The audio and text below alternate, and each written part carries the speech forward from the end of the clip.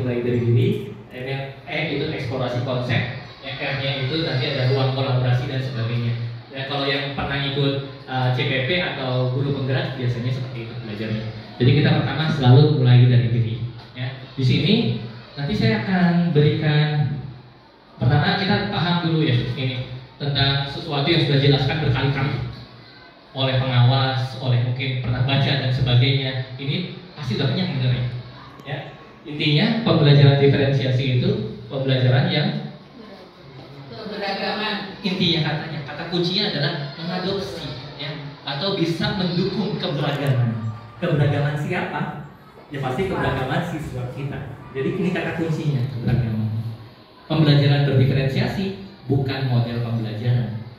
Itu adalah pendekatan, bukan model ya. Kalau dibilang model pembelajaran berdiferensiasi itu bukan model, itu pendekatan. Model yang kita gunakan bisa macam-macam. Bahkan diskusi sekalipun bisa pembelajaran diferensiasi. Bahkan mengerjakan soal sekalipun seperti kita lakukan itu bisa pembelajaran berdiferensiasi. Hanya saja kita harus paham diferensiasinya di mana, gitu. Bagaimana cara melakukan diferensiasinya. Jadi tolong mindsetnya diatur. Diferensiasinya itu jangan ribet mikirnya, ya. Jangan ribet. Diferensiasi itu biasa. Perbedaan itu kita lihat tiap hari sebagai guru. Padahal pada sebelum ini ada, maksudnya tentang konsep ini ada, itu sebenarnya sudah kita laksanakan. Nanti kita akan sampai sana. Oke, jadi ini adalah latar belakang kenapa harus ada pembelajaran diferensiasi. Karena kita sebagai guru, sebagai praktisi pendidikan paham bahwa siswa itu unik. Siswa itu unik, punya potensi yang berbeda-beda. Itu ya. Dan kita diwajibkan ya untuk bisa membimbing siswa ya untuk bisa berkembang sesuai dengan potensinya masing-masing. Karena potensinya itu masing-masing, berarti kita nggak bisa menyamaratain nih. Nah disitulah kemudian muncul pembelajaran berdiferensiasi. Keberagaman karena siswa unik, siswa berbeda, siswa punya potensi sendiri-sendiri. Jadi inti katanya di situ. Diferensiasi. Keberagaman maksud adalah keberagaman siswa.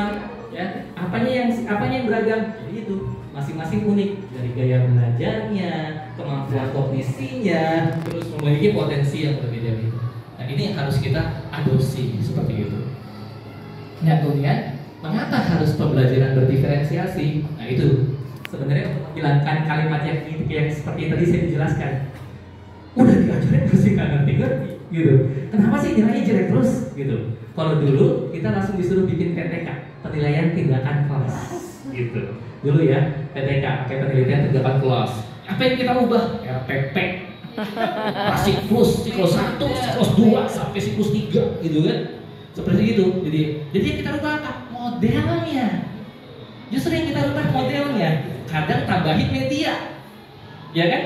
Jadi kalau kita lihat laporan akhir atau tugas akhir mahasiswa UTEK tidak jauh-jauh dari itu, ya media, model, gitu kan?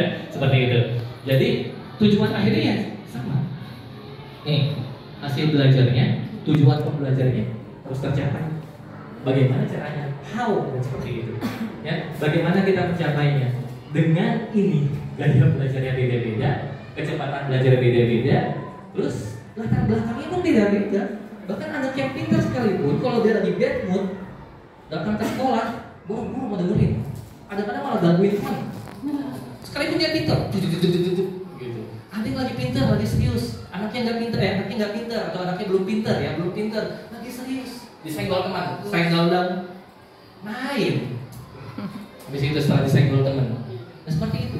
Itulah yang kemudian bagaimana sih dengan segala kelucuan anak-anak SD itu kita bisa mengemas pembelajaran kelucuan dan keselih kadang-kadang. Kelucuan anak-anak itu kita bisa mengadopsi agar mereka itu bisa mencapai tujuan pembelajaran yang kita harapkan. Jadi intinya keberagaman, anak-anak kita masing-masing unik, anak-anak kita masing-masing berbeda, semuanya membawa potensi masing-masing sejak lahir yang diberikan oleh Allah Subhanahu wa taala, bukan untuk kita hakimi tapi untuk kita bantu.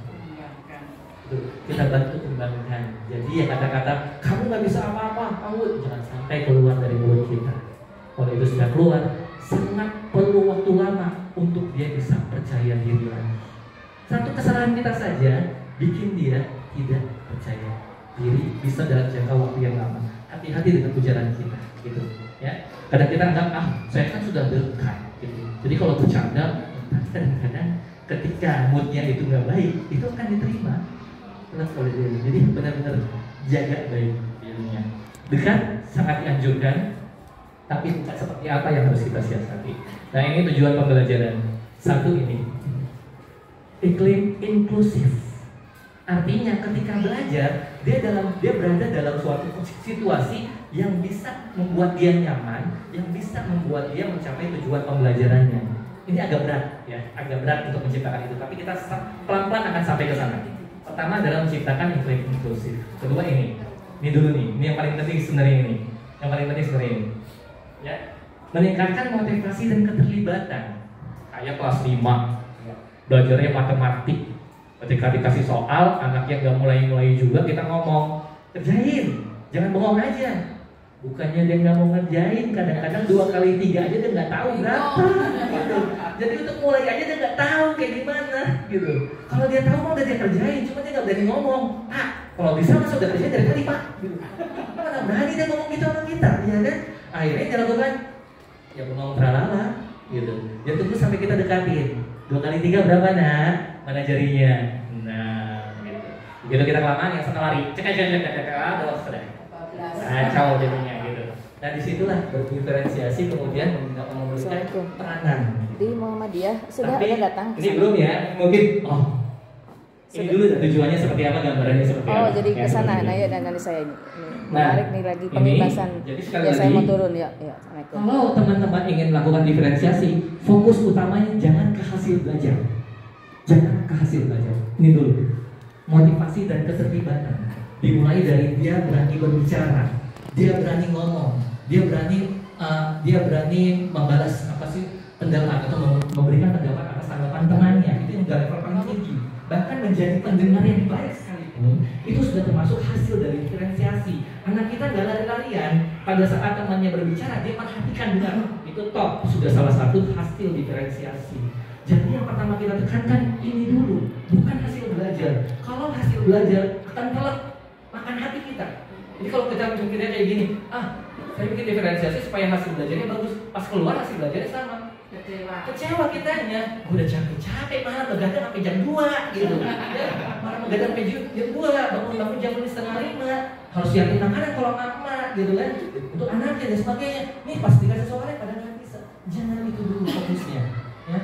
Turunkan estimasinya, karena anak kita tidak bisa langsung lari. Gitu. Kita tidak langsung bisa mencapai ini hasil belajar yang meningkat. Fokus dulu pada tadi, motivasinya meningkat. Kedua, ada keterlibatan di situ. Jadi dengan seperti itu kita nggak kecewa, kita nggak down kalau udah lama gitu.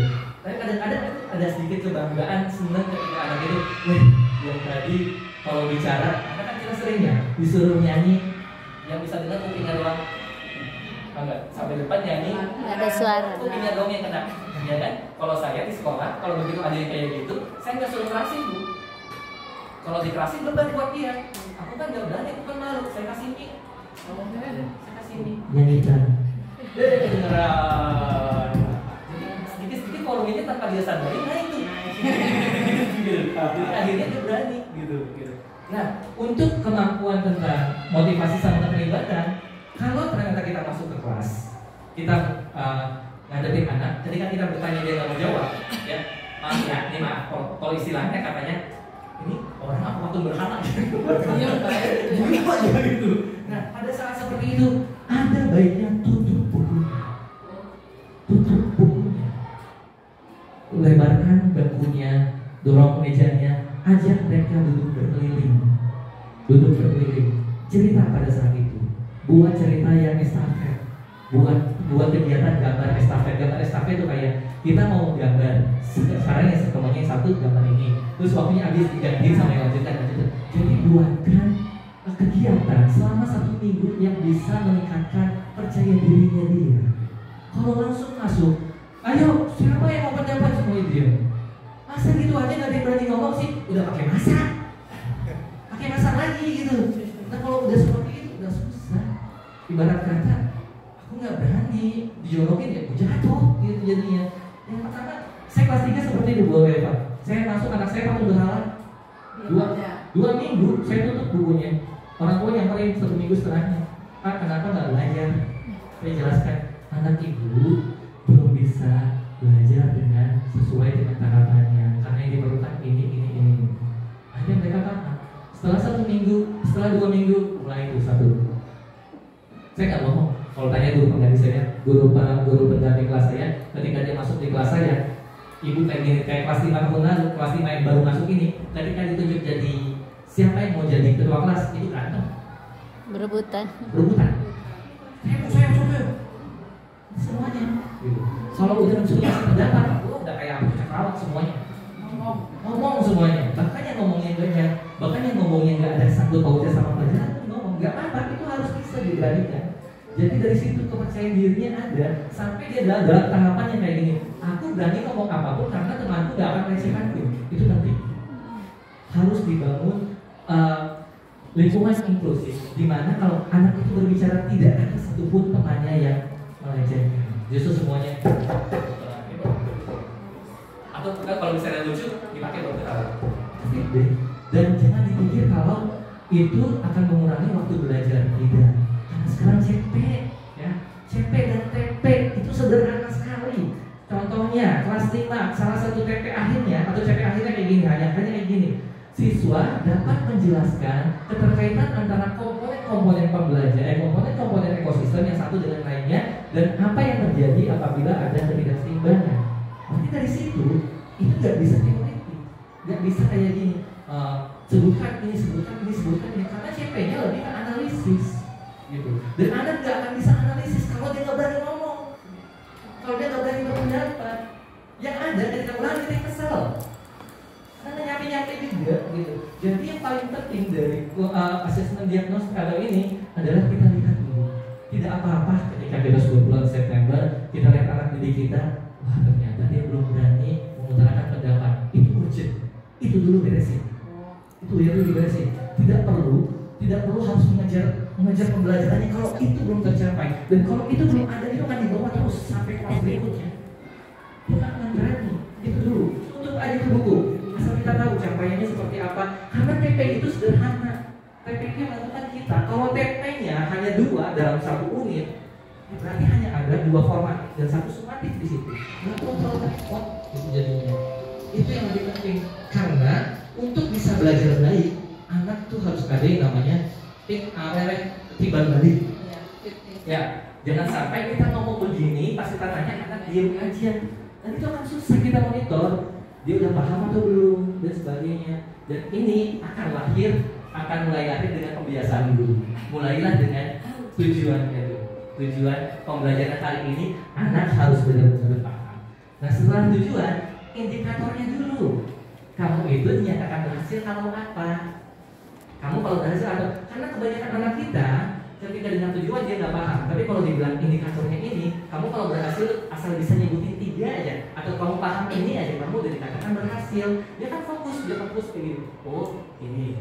Jadi sekalipun dia main pun dia harus tahu, oh informasi apa yang harus aku dengar, informasi apa yang bisa aku sisihkan. Karena anak kita nggak bisa paksa dia konsentrasi 2 jam. Ya, paling 8 menit, 7 menit, ya, 15 paling banyak, ya kan?